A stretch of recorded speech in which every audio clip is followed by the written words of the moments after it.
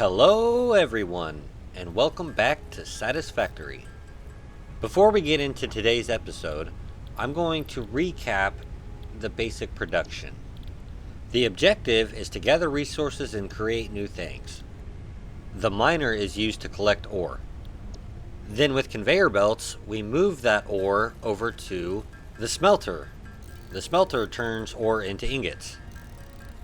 And then we send the ingots to a constructor to make basic tier 1 materials, which brings us into today's episode. So I've gathered everything to finish off tier 1 in our hub. The hub is basically where we can unlock all our milestones and progress the game. Will allow R&D to provide new technologies, items, and buildings based on samples collected in the field. To ensure a greater chance of success during exploration, an upgraded tool belt has been provided, as well as an object scanner and beacons. Note: the object scanner requires calibration via the MAM to enable detection of And with that, we're ready to start unlocking everything in tier 2, which includes the assembler and copper sheets, which are very important when it comes to water lines. I'm trying to unlock as much as I can now, so when I start building big, I don't have to worry about this kind of stuff. So now I've got everything ready. I'm just waiting for the pod to come back. So while I wait, I'm going to check out all the basic production I've got down. I set up this concrete factory here. It's very inefficient, as you can see. And over here, I set up the basic copper production, cable and wires. And with all this basically automated, it'll be super simple to get through tier 2 and even almost tier 3. And with all of that out of the way, it's time to optimize the iron production a little bit and get some screws going. So now it's time for our epic building montage.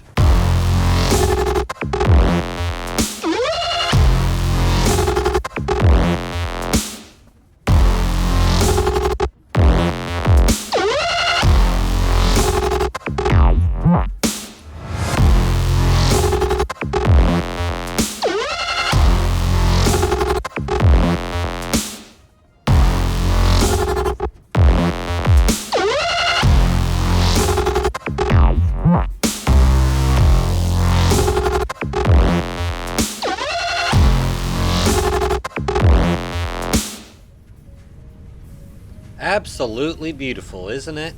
Everything is exactly how I want it to be, 100% efficient as of right now with what we have. So now that the pod's back, let's head over here and do the next tier on the hub. I've gathered everything here already, so we can go ahead and just place this on in the hub. So this will unlock part assembly, which is an assembler where you can take 2 items and craft them into one. So like plates and rods More complex assembly reinforced plates. Can now be automated. The next project we'll work on is probably going to be logistics. I think getting the Mark II belt is going to be really worth it, especially setting up here. Although the chainsaw is really nice. And the jump pads. We have to make rotors for the jump pads though and assemblers. Now there's also the awesome sink and the collar gun. So you can deposit your resources into the awesome sink and get tickets to unlock new cosmetic things like concrete foundations and such. So that's something that I could consider. But I think what we're going to do is go for the chainsaw right now because it's quick and easy and it will really help, especially with like the biomass, because right now we have to farm our fuel to keep our power going. So as you can see, we're burning the biomass and we're actually very close to our consumption limit. So that's something I'm going to have to consider. I'm going to take this biomass and I can craft it into biofuel, which will burn longer. So I removed one burner to show you guys. If you don't have enough power, it'll break the fuse like this. And we just have the one burner taken off, so I could not add any more machines to this system without making more power. So I'm going to work on progressing in the hub here, and I just have to wait for the pod to come back. So I figure while we wait, I'll just gather some leaves so we can keep production going.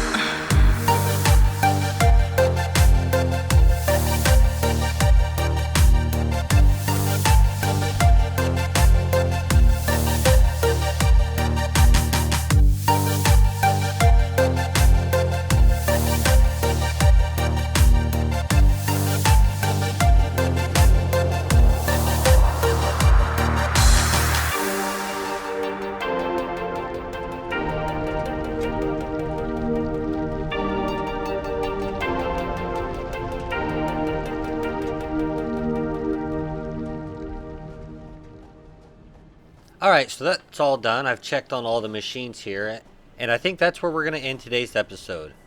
I'm Tolbdown, and thanks for watching.